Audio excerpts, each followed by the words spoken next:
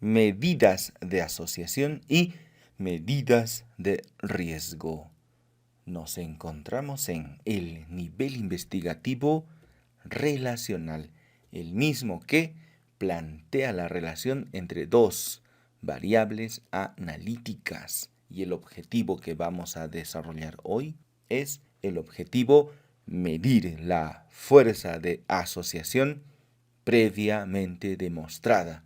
Y cuando hablamos de asociación, estamos hablando de la relación de dos variables categóricas. Todo este nivel es evidentemente inferencial. Y la inferencia estadística la podemos alcanzar tanto con la prueba de hipótesis como con la estimación puntual. Y medir la fuerza de asociación corresponde a una estimación puntual. Es importante remarcar que para desarrollar una medida de asociación, previamente se tuvo que haber demostrado la asociación. Si no existe tal asociación, entonces no hay nada que medir. Las medidas de asociación en las tablas de contingencia dependen de la naturaleza de las variables participantes. Así, debemos recordar que las variables categóricas las podemos dividir de acuerdo a su escala de medición en nominales y ordinales, mientras que las variables numéricas son las de intervalo y de razón. Sin embargo, desde el punto de vista analítico, las variables categóricas se analizan en forma distinta, tanto para las nominales como para las ordinales, mientras que las variables numéricas en escala de razón e intervalo tienen el mismo manejo estadístico. Por lo tanto, bastará con que digamos que son variables numéricas. Y en buena cuenta tendríamos estas tres categorías: nominal, ordinal y numéricas. Existe una infinidad de medidas de asociación. Si trabajamos con variables nominales, como ejemplos tenemos al coeficiente de contingencia, phi, y b de Kramer, que no es más que una extensión de phi, lambdas, coeficiente de incertidumbre. Entrando un poco hacia las variables ordinales, tenemos a gamma de Somers, tau b de Kendall, tau c de Kendall. Aunque claro, algunos a tau b y tau c lo consideran como medidas de correlación y no de asociación, porque se aplican esencialmente a variables ordinales. Y claro, si de medidas se trata, entonces también podríamos incluir a las medidas de correlación cuando de variables numéricas se trata, donde estaría la R de Pearson, la correlación de Spearman. Y podemos reunir este listado de medidas tanto de asociación como de correlación en una tabla, en la que presentamos las medidas más comunes, las más frecuentes. El kappa de Cohen se encuentra como medida de concordancia entre dos variables nominales. La variable tiene que ser la misma. Luego tenemos el riesgo relativo, el odds ratio, que necesariamente se desarrollan para variables dicotómicas. Y luego podemos observar otros coeficientes que son más de corte matemático. Las medidas de asociación las podemos dividir en dos grandes grupos: coeficientes e índices. ¿Cuál es la diferencia? Si en cualquier caso se trata de la división de dos números. Los coeficientes son proporciones y por lo tanto varían entre 0 y 1, pudiendo ser positivos o negativos. Así tenemos al coeficiente kappa de Cohen, que ciertamente varía de 0 a 1, la R de Pearson, Rho de Spearman, que además pueden aceptar valores negativos, en cuyo caso hablamos de correlaciones inversas. Por otro lado, los índices comienzan en 0 y van hacia el infinito, siempre son positivos. Como ejemplo de índice, el más conocido de todos, el índice de masa corporal. Y aquí también tenemos al riesgo relativo y al odds ratio, que bien pueden tener valores de 3, 5, 17, 54, es decir, no hay límite. Se extienden hacia el infinito, comienzan en el 0. Por supuesto que para desarrollar este ejercicio hay que recordar la nomenclatura de consenso. En una tabla de contingencia de 2 por 2, los núcleos tienen una nomenclatura que la podemos identificar con números o con letras, y a partir de esto es que se escriben los algoritmos para calcular estas medidas de asociación. Pasamos a nuestra hoja de trabajo y vamos a comenzar con el desarrollo del planteamiento número 1. Se ha evaluado los niveles de glucosa a través de 2 métodos en un grupo de pacientes hospitalizados. ¿Cuáles son estos 2 métodos? El glucómetro y la medida laboratorial. En ambos casos estamos midiendo lo mismo, la misma variable, pero para ver el grado de concordancia. Esto no es un estudio antes-después, porque las dos medidas son concurrentes e idealmente se debieran llevar a cabo en forma simultánea. No esperamos un tiempo entre una medida y otra. Lo ideal es que si existe un tiempo, este sea el más corto posible o que las dos medidas se realicen al mismo tiempo. Porque lo que vamos a evaluar es el grado de concordancia. Y esa es la pregunta. ¿Cuál es el grado de concordancia entre la medida del glucómetro y la medida laboratorial? Nos vamos a nuestra matriz de datos donde ya tenemos la información de los resultados de la medida del glucómetro y la medida laboratorial para 100 registros, 100 casos, 100 pacientes. Vámonos al menú Analizar, Estadísticos, Descriptivos, Tablas cruzadas o tablas de contingencia. Trasladamos el glucómetro a las filas y la glucosa laboratorial a las columnas. Esto también tiene un orden convencional. El instrumento de screening va en filas y el instrumento patrón va en columnas. Y en el software estadístico, vámonos a estadísticos, seleccionamos capa de Cohen como medida de asociación. Aquí están los otros coeficientes que aparecen en el cuadro, continuar, y en casillas los porcentajes en forma total, no por fila, no por columna, sino en forma global. Continuar y aceptar.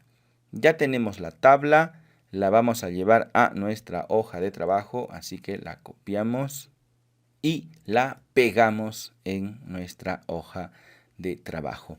¿Por qué los porcentajes se solicitan en diagonal o para el total? Porque en la casilla 1, denominada también casilla A, se encuentran las concordancias. Tanto para el glucómetro resultó elevada y para la medida laboratorial también resultó elevada. Y en la casilla D, también sería la casilla número 4, están las concordancias para el resultado de normal. Y esto es distinto al test de Magnemar. Si tú recuerdas, en el test de Magnemar se analizan las casillas B y C, mientras que en la concordancia, capa de Cohen, se analizan las casillas A y D. Ahora vamos por el valor del kappa, y esto también ya está en los resultados, sería 0,66. Vamos a escribir esa información. Luego está el error estándar, 0,075.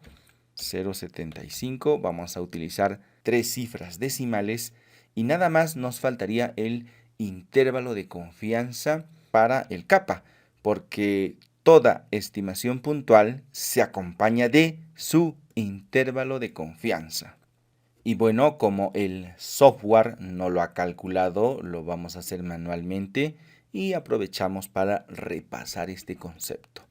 Voy a copiar este cuadro y lo voy a pegar en una hoja de cálculo de Excel para poder calcular su límite inferior, el mismo que es igual a el estadístico menos 1,96 veces el error estándar. Y el límite superior es igual a el estadístico más 1,96 veces el error estándar. Este es el intervalo de confianza para el kappa de Cohen, que si tú quisieras calcular el intervalo de confianza para la media, entonces el estadístico sería la media. Y así puedes calcular el intervalo de confianza para cualquier estadístico. ¿Por qué 1,96? Por el 95% de confianza. Copiamos estos resultados y lo llevamos a nuestra hoja de trabajo. Y listo. Ahora vamos con el planteamiento número 2 y claramente nos anuncian que se trata del diseño de casos y controles.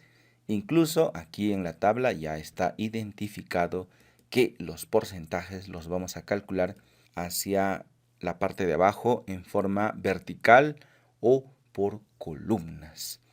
Se ha evaluado la frecuencia de el hábito de fumar en un grupo de pacientes con y sin cáncer de pulmón.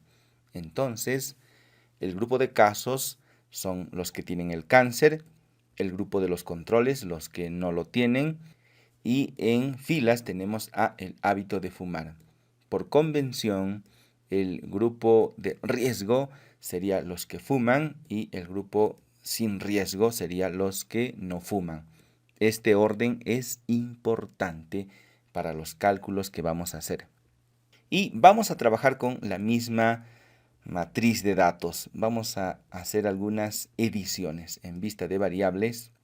Esto para no tener que generar nuevas matrices. La primera variable se denomina hábito de fumar. Así que lo pondremos en la primera. La segunda, cáncer de pulmón, va a ser la segunda. Entonces primero va las variables que ocupan las filas y después la variable que ocupa las columnas. Para el nombre pondremos fumar, no se aceptan espacios en este lugar y aquí pondremos cáncer sin tilde porque tampoco se aceptan caracteres especiales. Y ya luego para los valores de cada categoría simplemente utilizaremos el sí y el no. Estamos editando esta matriz de datos para efectos de desarrollar el planteamiento número 2 y, dado que son los mismos datos, hacer algunos razonamientos complementarios. Ya sabes que si haces clic en etiquetas de valor, aparecen las categorías o los números. Ahora sí, vámonos a analizar estadísticos descriptivos, tablas cruzadas o tablas de contingencia. Vamos a restablecer esto de aquí. Hábito de fumar a filas, factor de riesgo, cáncer de pulmón a columnas, grupo de casos y controles. En estadísticos, riesgo, continuar y en casillas, porcentajes por columnas. Esto es el diseño de casos y controles. Continuar y aceptar. Vamos a llevar esta tabla a nuestra hoja de trabajo, clic derecho, copiar y pegar. Ya tenemos entonces la tabla y ahora vamos a ver el estadístico, que en este caso es odds ratio. Vamos a la hoja de los resultados y aquí lo tenemos, razón de ventajas. Y asegúrate de que en principio esté el sí y después esté el no, porque es la forma correcta, es la forma convencional. Entonces el valor es 26.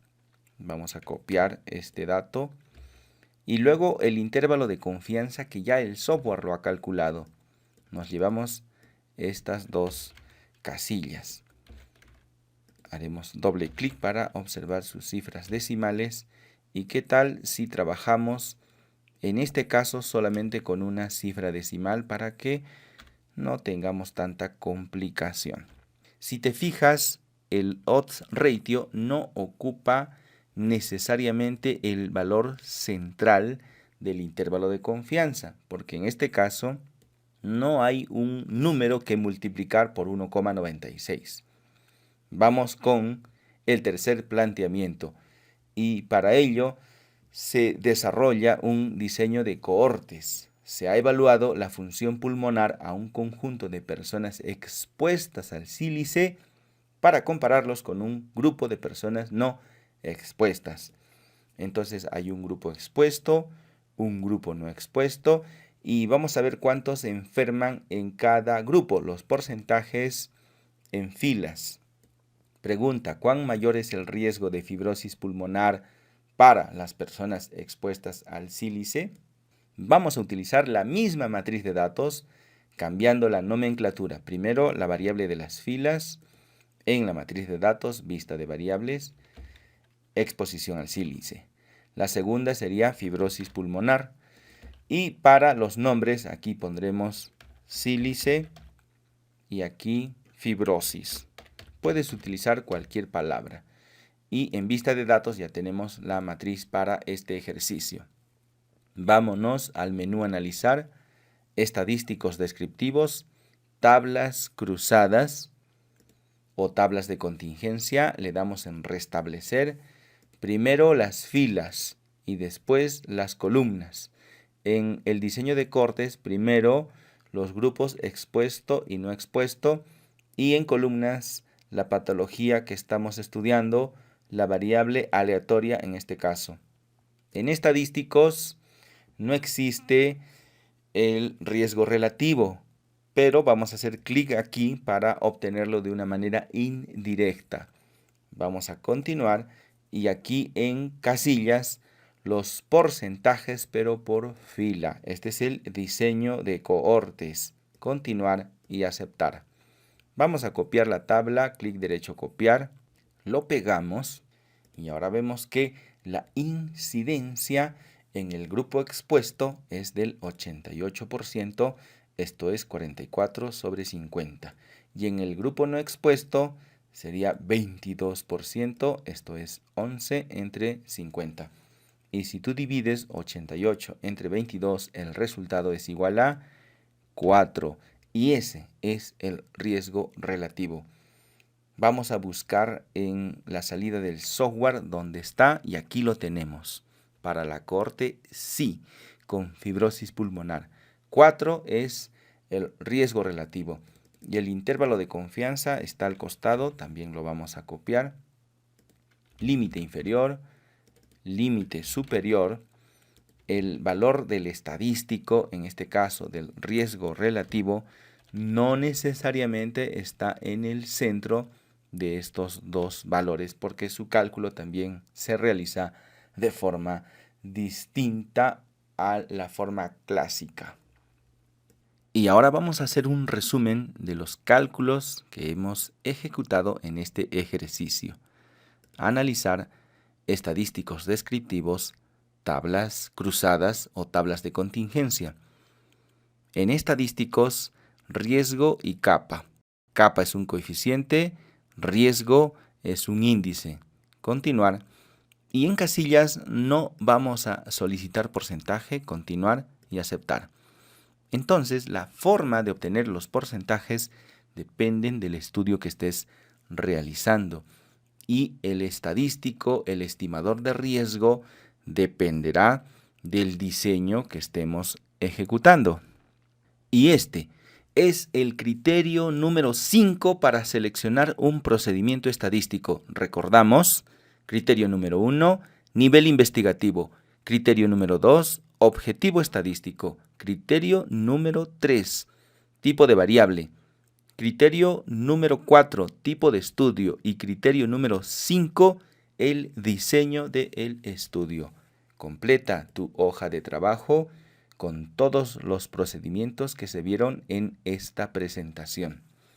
Y luego dale clic en guardar porque el producto del día de hoy es el archivo datos11.doc.